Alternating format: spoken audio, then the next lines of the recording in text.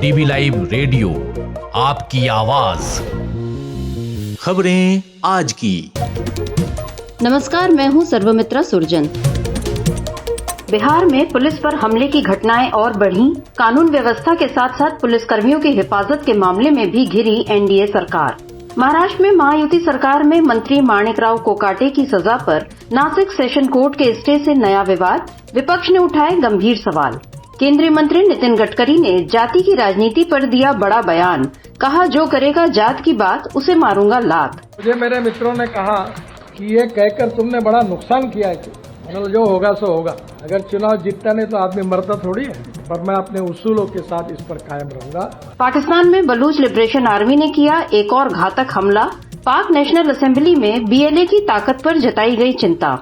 खबरें होंगी खेल जगत से और सुनेंगे राजस्थान के एक अनूठे वाद्य यंत्र रावण हत्था पर एक खास प्रस्तुति। लेकिन सबसे पहले हेडलाइंस।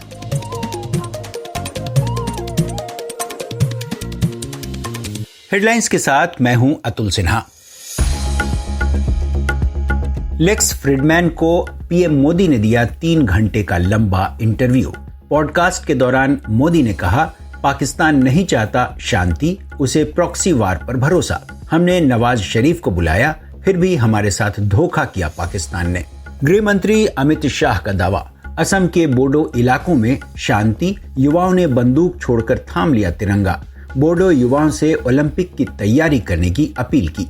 अजनाला थाने पर हमले के मामले में असम जेल में बंद खालिस्तान समर्थक सांसद अमृतपाल के 7 साथियों को पंजाब लाने की तैयारी। आप सरकार ने इन पर लगे राष्ट्रीय सुरक्षा कानून की अवधि बढ़ाने से किया इनकार। अमृतपाल पर फैसला 22 मार्च के बाद। सुनीता विलियम्स को लेने स्पेस स्टेशन पहुंचा मस्क का स्पेसक्राफ्ट। 9 महीने से फंसे हैं 2 एस्ट्रोनॉट। 19 मार्च को अंतरिक्ष से धरती पर लौटेंगे। 8 अमेरिकी राज्यों में 40 बार भयंकर बवंडर, 34 लोगों की मौत। हवा की रफ्तार 265 किलोमीटर प्रति घंटे से भी ज्यादा। 10 करोड़ लोग प्रभावित, 2 लाख घरों में ब्लैकआउट। और यूरोप के देश नॉर्थ मैसेडोनिया के नाइट क्लब में आग, 51 की मौत, 100 से ज्यादा घायल। क्लब में चल रहा था म्यूजिक कंसर्ट जिसमें 1500 लोग थे मौजूद। डीवी लाइव रेडियो पर आप सुन रहे हैं खबरें आज की। बिहार में एनडीए सरकार के सामने कानून व्यवस्था को मजबूत करने की चुनौती पहले से ही थी, लेकिन अब पुलिसकर्मियों की हिफाजत का बड़ा मसला खड़ा हो चुका है। बीते 5 दिनों में कम से कम 4 घटनाएं ऐसी आई हैं जिनमें पुलिस वालों को ही निशाना बनाया गया है। पूरी खबर के साथ हैं आंचल। बिहार के अररिया और मुंगेर के बाद अब भागलपुर में पुलिस टीम पर हमले की खबर आई और इसके बाद नवादा में भी पुलिस पर पथराव का मामला सामने आया है। भागलपुर जिले में बच्चों के विवाद में 2 गुटों को रोकने पहुंचे पुलिसकर्मियों पर हमला किया गया। मामला अंतीचक थाने का है। अंतीचक थाना अध्यक्ष आशुतोष कुमार ने बताया कि पुलिस टीम रात के समय गश्त के लिए निकली थी। तभी माधव रामपुर हरिचक गांव के पास बच्चों के बीच हुए विवाद के बाद ग्रामीणों के 2 गुट आपस में झगड़ा कर रही थी, जिसे देखकर पुलिस टीम वहां रुकी और इस बीच ग्रामीणों ने उन पर पथराव करना शुरू कर दिया। इस हमले में कहलगांव अंतीचक थाना के सब इंस्पेक्टर समेत 5 पुलिसकर्मी घायल हो गए। पथराव में पुलिस वाहन भी क्षतिग्रस्त हो गया। इस मामले में 5 लोगों को गिरफ्तार किया गया है। वहीं 24 नामजद और 15 अज्ञात के खिलाफ एफआईआर भी दर्ज हुई है। वहीं नवादा में आज 2 पक्षों में विवाद हो गया और दोनों तरफ से ईंट पत्थर चलने लगे। सूचना लगते ही पुलिस भी मौके पर पहुंच गई। इसके बावजूद लोग नहीं माने और पुलिस टीम पर ही पथराव कर दिया, जिससे एक पुलिसकर्मी को चोट लग गई। फिलहाल पुलिस ने मामले में दोनों पक्षों के 5-5 लोगों को हिरासत में ले लिया है और पूछताछ कर रही है। घटना की सूचना मिलने पर एसपी अभिनव धीमान और डीएम रवि प्रकाश ने घटनास्थल का निरीक्षण किया। फिलहाल अभी इलाके में शांति है। पुलिस ने बताया कि घटना कुआकोल थाना क्षेत्र के शेखोदौरा गांव की है। डीवी लाइव रेडियो के लिए मैं आंचल। बिहार में कानून व्यवस्था की इस बिगड़ती हालत पर देशबंधु के editor in chief Rajeev Ranjan Shrivastava से जब मैंने बात की तो उन्होंने कहा, देखिए सरमित्रा जी, पिछले 4 दिनों में ये तीसरी घटना है जब पुलिस कर्मियों के ऊपर बिहार में हमला हुआ है। और उसमें सबसे बड़ी चीज की जो पहली घटना 13 तारीख को हुई, दूसरी घटना होली के दिन यानी 14 तारीख को हुई और उसके बाद 16 तारीख को घटना घटी यानी आज घटी है, और जिसमें भागलपुर में। तो ये पहली घटना अररिया में, फिर मुंगेर में, फिर भागलपुर में। और ये सब कुछ जो चल रहा है ये कहीं ना कहीं नीतीश कुमार का जो प्रशासन है उसके ऊपर उंगली उंगलियां उठा रहा है। और सबसे बड़ी चीज ये है कि जब पुलिस प्रशासन पर ही हमले होने लगे तो फिर कानून व्यवस्था की धज्जियां तो उड़ ही जाएंगी, क्योंकि कानून व्यवस्था के रखवाले जो होते हैं पुलिस के लोग होते हैं, लेकिन पुलिस कर्मियों के ऊपर ही हमला कहीं ना कहीं ये सोची समझी रणनीति के तहत भी हो सकता है। और ये भी हो सकता है कि शायद अब चूंकि चुनाव सामने हैं और राजनीतिक दल ऐसी चीजों को बढ़ावा देने के लिए कुछ इस ढंग से कर रहे हों, कोई ना कोई ऐसे तत्व इसमें घुसाए हों जो बिहार की जो प्रशासन है, बिहार की जो व्यवस्था है उसको सुचारू रूप से, कानून व्यवस्था खासकर उसको सुचारू रूप से न चलने देना चाहते हों। यह भी हो सकता है। लेकिन नीतीश कुमार के ऊपर, उनकी सरकार के ऊपर उंगलियां उठेंगी और बहुत भयानक ढंग से उठेंगी, इसलिए क्योंकि नीतीश बाबू सुशासन बाबू के रूप में जाने जाते रहे पहले, मगर पिछले दिनों जो कुछ हो रहा है वो नीतीश प्रशासन के ऊपर एक प्रश्न चिन्ह तो है ही। और साथ साथ चूंकि उन्हें चुनाव में जाना है और यहाँ की व्यवस्था यानी बिहार की व्यवस्था जो है वो सुदृढ़ है, मजबूत है और यहाँ के लोग डर कर नहीं जी रहे हैं और आगे ये अच्छे से रहें और निश्चिंत रहें, ये व्यवस्था करने की जिम्मेदारी नीतीश प्रशासन की है। लेकिन नीतीश बाबू जब आए थे, आप याद कीजिए 2005 में, अब 20 साल हो गए नीतीश कुमार को सीएम बने हुए और इसमें कई चुनाव वो इधर से इधर करके कभी अकेले लड़के भी देख चुके हैं। और इसलिए यहां पर एक जंगल राज की जो बात कहते रहे और वो भी लालू प्रसाद यादव के शासनकाल को, और अब इनके ऊपर भी कहीं ना कहीं इस ढंग की बातें होंगी, ऐसे मुहावरे, ऐसे शब्दों का इस्तेमाल होगा जब पूछा जाएगा कि क्या आपके शासन में जंगल राज नहीं है। लेकिन सबसे बड़ी बात कि पुलिसकर्मी हो या कोई भी कर्मी हो, किसी भी ढंग के, किसी भी ओहदे के लोग हों या सामान्य लोग हों, उनके ऊपर अगर ऐसे हमले हो रहे हों तो ये दुर्भाग्यजनक है। डीबी लाइव रेडियो पर आप सुनते हैं देश दुनिया की ताजा तरीन खबरें और खबरों के बीच की खबरें यानी विश्लेषण भी। खबरों और विश्लेषण के अलावा यहाँ होती है साहित्य, कला, संस्कृति और विज्ञान से लेकर आर्थिक और खेल जगत की भी चर्चा। और अब चलते हैं महाराष्ट्र, जहां महायुति सरकार में मंत्री माणिकराव कोकाटे को 2 साल की सजा पर नासिक सेशन कोर्ट के फैसले से सियासत गर्म हो गई है। विपक्ष ने इस तरह के फैसले पर गंभीर सवाल उठाए हैं। खबर सुना रही हैं आराधना। महाराष्ट्र में फडणवीस सरकार में मंत्री माणिकराव कोकाटे को फर्जी कागजात की मदद से सरकारी फ्लैट हासिल करने के मामले में जिला कोर्ट ने 2 साल की सजा और 50,000 रुपए जुर्माने की सजा सुनाई थी। जिला कोर्ट के फैसले के बाद कोकाटे की विधायकी संकट में आ गई थी, क्योंकि जन प्रतिनिधित्व अधिनियम की धारा 8(3) के तहत अगर किसी नेता को 2 साल या उससे ज्यादा की सजा मिलती है तो उसकी विधायकी रद्द हो जाती है और साथ ही वो 6 साल तक चुनाव नहीं लड़ सकता है। लेकिन इस फैसले पर स्टे लगाते हुए नासिक सेशन कोर्ट ने कोकाटे को राहत दी और कहा कि अगर कोकाटे की 2 साल जेल की सजा को बरकरार रखा जाता है तो उनकी विधायकी रद्द हो जाएगी और फिर से चुनाव कराने होंगे।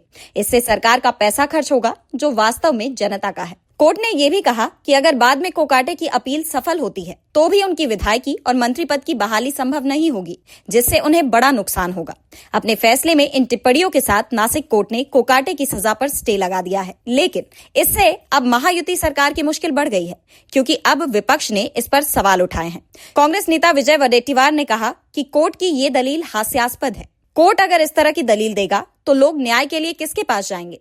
कांग्रेस नेता ने कहा कि अगर कोई शख्स किसी की हत्या कर देता है तो इस मामले में भी कोर्ट इसी तरह का कोई तर्क देगा क्या। वहीं शरद गुट की एनसीपी के विधायक रोहित पवार ने इस फैसले को दुर्भाग्यपूर्ण बताते हुए कहा कि चुनावी खर्च देखने का काम अदालत का नहीं है। पवार ने कहा कि मैं हाईकोर्ट और सुप्रीम कोर्ट से अपील करता हूं कि वे इस मामले का संज्ञान ले और उचित कार्रवाई करें। डीबी लाइव रेडियो के लिए मैं आराधना। खबर सुना रही थी आराधना। और अब खबर जाति और राजनीति पर आए एक बड़े बयान की।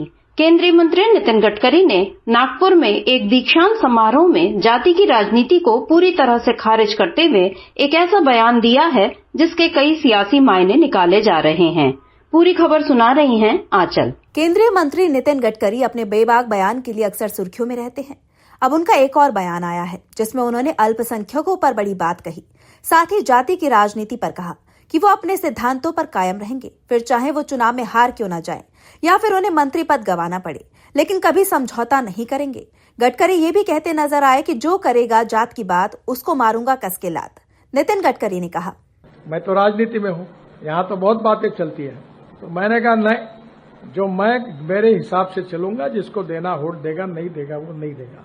बहुत जाति वाले लोग मुझे मिलने के लिए आते हैं, तो मैंने उनको सबको मिलकर 50,000 लोगों में कह दिया, जो करेगा जात की बात उसको कस के मारूंगा लात। जानकारी के लिए बता दें कि नितिन गडकरी शनिवार 15 मार्च को नागपुर में एक अल्पसंख्यक संस्थान के दीक्षांत कार्यक्रम में शिरकत करने पहुंचे थे, जहां उन्होंने मुस्लिम समुदाय की शिक्षा पर जोर देते हुए पूर्व राष्ट्रपति एपीजे अब्दुल कलाम को भी याद किया।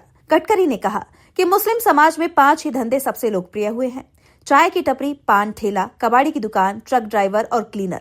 अगर मुस्लिम समुदाय से ज्यादा इंजीनियर, आईपीएस और आईएएस अधिकारी आएंगे तो सभी प्रगति करेंगे। उन्होंने कहा कि कोई व्यक्ति अपनी जाति, संप्रदाय, धर्म, भाषा या लिंग से नहीं जाना जाता, केवल अपने गुणों से जाना जाता है। इसलिए हम जाति, संप्रदाय, धर्म, भाषा या लिंग के आधार पर किसी के साथ भेदभाव नहीं करेंगे।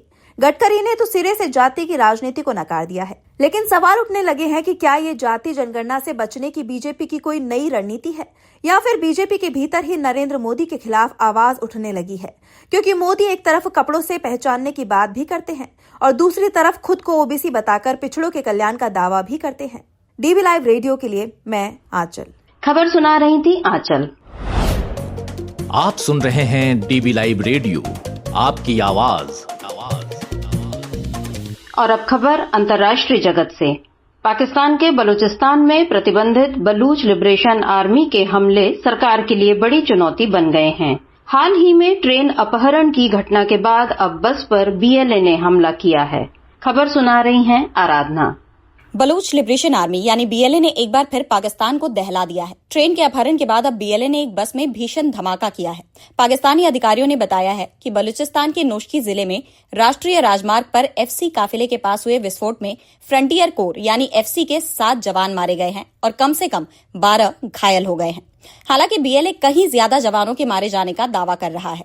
इस धमाके के कुछ वीडियो फुटेज भी वायरल हो रहे हैं। हमलावरों ने धमाके के बाद भारी गोलीबारी भी की। बलूचिस्तान लिबरेशन आर्मी के प्रवक्ता जियांद बलूच ने कहा कि एक आत्मघाती हमलावर ने एक बस को निशाना बनाया और उसके बाद दूसरी बस पर गोलीबारी की। काफिले में 8 बसें थी, जिनमें से एक आत्मघाती हमले में पूरी तरह नष्ट हो गई। हमले के तुरंत बाद बीएलए के फतेह दस्ते ने बस को पूरी तरह से घेर लिया और उसमें मौजूद सभी सैनिकों को मार डाला। बीएलए ने दावा किया कि पूरी कार्रवाई में कुल 90 पाकिस्तानी सैनिक मारे गए। एक के बाद एक हमलों की इन घटनाओं से पाकिस्तान में हड़कंप मचा है कि कहीं बलूचिस्तान वाकई पाकिस्तान से टूटकर अलग न हो जाए। बता दें कि प्रतिबंधित बलूच लिबरेशन आर्मी अपने हमलों को अंजाम देने के लिए आत्मघाती हमलावरों को तैयार कर रही है। इस बारे में पाकिस्तान की नेशनल पार्टी के एक सांसद फुलैन बलूच ने दावा किया है कि बलूच लिबरेशन आर्मी में संभावित आत्मघाती हमलावरों की संख्या इतनी ज्यादा हो चुकी है कि उसने आगे की भर्ती को फिलहाल रोक दिया है।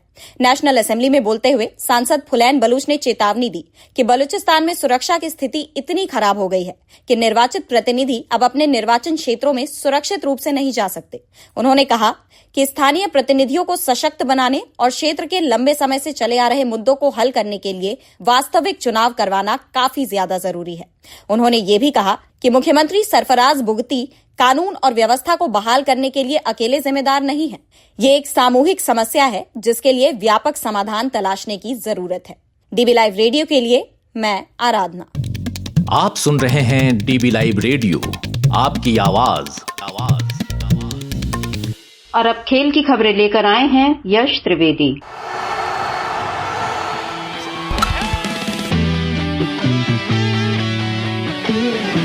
विराट कोहली ने आरसीबी के innovation lab Indian sports summit में बोलते हुए क्रिकेट से अपने संन्यास को लेकर बड़ा खुलासा किया है। उन्होंने बताया कि अब शायद मैं कभी ऑस्ट्रेलिया दौरे पर भारतीय क्रिकेट टीम का हिस्सा नहीं बन पाऊंगा। कोहली के इस बयान के बाद माना जा रहा है कि वो जल्द ही टेस्ट फॉर्मेट से रिटायरमेंट का ऐलान कर सकते हैं। अपने रिटायरमेंट प्लान पर प्रतिक्रिया देते हुए उन्होंने आगे कहा कि मुझे घूमना पसंद है, लेकिन सच कहूं तो मुझे नहीं पता कि क्रिकेट को अलविदा कहने के बाद मैं क्या करूंगा। पिछले दिनों मेरे टीममेट ने यही सवाल किया था तो मैंने उसे यही जवाब दिया। T20 वर्ल्ड कप 2024 जीतने के बाद विराट कोहली ने इंटरनेशनल T20 फॉर्मेट से रिटायरमेंट का ऐलान कर दिया था। वहीं पिछले दिनों रोहित शर्मा की कप्तानी में टीम इंडिया ने चैंपियंस लीग का टाइटल जीता, जिसके बाद विराट कोहली के संन्यास की खबरें लगातार सुर्खियां बटोर रही थी। लेकिन कोहली ने वनडे फॉर्मेट खेलना जारी रखने का फैसला किया है। ऐसा माना जा रहा है कि Virat Kohli one day world cup 2027 तक खेल सकते हैं। हालांकि अब तक इस पर कोई आधिकारिक जानकारी सामने नहीं आई है, लेकिन कयासों का दौर लगातार जारी है। इस बीच बीसीसीआई की विदेशी दौरे पर परिवार को साथ रखने की नीति पर भी कोहली ने सवाल किए। कोहली ने कहा कि मुझे लगता है कि परिवार खिलाड़ियों के जीवन में संतुलन लाता है, जो मैदान पर मुश्किल दौर से गुजर रहे होते हैं। खिलाड़ी मैदान से अपने कमरे में लौटकर अकेले और उदास नहीं बैठना चाहते, वो नॉर्मल होना चाहते हैं। इसी तरह से खिलाड़ी अपनी जिम्मेदारी यानी खेल को सही तरीके से निभा सकते हैं। दरअसल ऑस्ट्रेलिया दौरे पर हार के बाद बीसीसीआई ने खिलाड़ियों के लिए सख्त नियम बना दिए थे। इनमें विदेश दौरों पर खिलाड़ियों के परिवार के साथ रहने की समय सीमा भी तय कर दी गई थी। टीम के साथ खिलाड़ियों की बॉन्डिंग पर भी जोर दिया गया था। इससे पहले रोहित शर्मा ने भी बीसीसीआई के इस नियम पर नाराजगी जाहिर की थी। यश त्रिवेदी, डीबी लाइव रेडियो।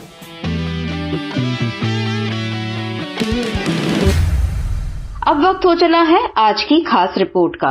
अपने देश में वाद्य यंत्रों की विशाल दुनिया है। हर राज्य में अपने खास किस्म के वाद्य रहे हैं, जिन्हें वहां के लोक धुनों और लोकगीतों में इस्तेमाल किया जाता है। राजस्थान में ऐसा ही एक वाद्य है रावण हत्था। आपने इसकी आवाज जरूर सुनी होगी, कुछ वायलिन और सारंगी से मिलती जुलती। आज की विशेष रिपोर्ट में हमारे साथी अतुल सिन्हा बता रहे हैं इसी खास वाद्य यंत्र रावण हत्था के बारे में।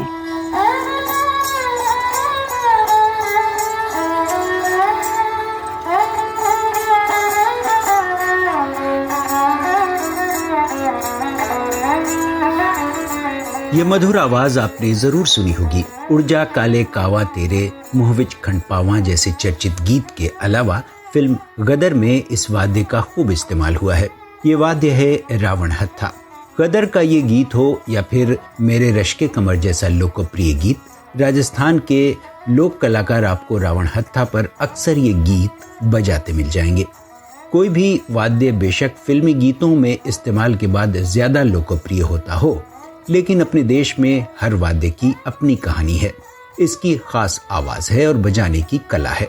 राजस्थान और गुजरात के कच्छ इलाके में बजाए जाने वाले इस बेहतरीन वाद्य का इतिहास भी बहुत पुराना और दिलचस्प है।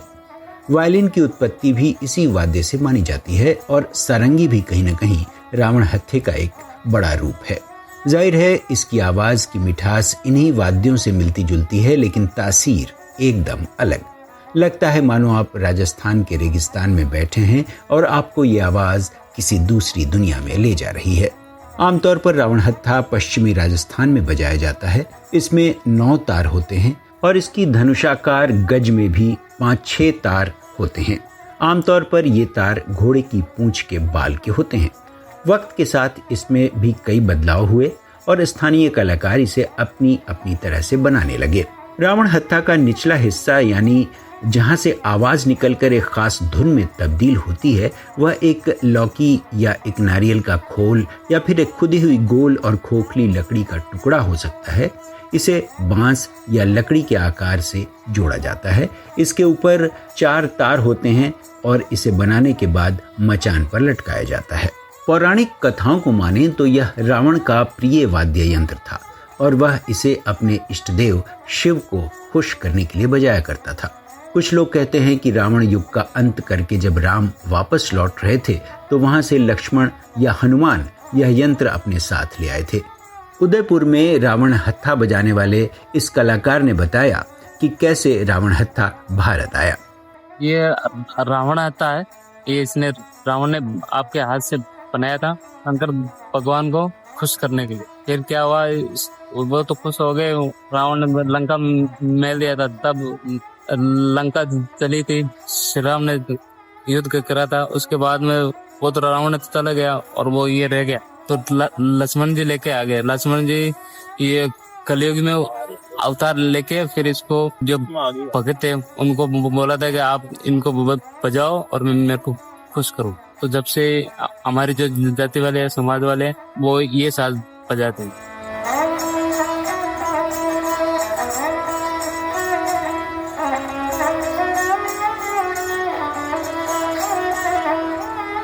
ये थे अतुल सिन्हा। तो इस कार्यक्रम को अब यहीं समाप्त करते हैं। बने रहिए डीबी लाइव रेडियो के साथ। हर रोज सुनिए दिन भर की खबरों और विश्लेषण का हमारा ये प्रोग्राम खबरें आज की। अब दीजिए इजाजत। नमस्कार।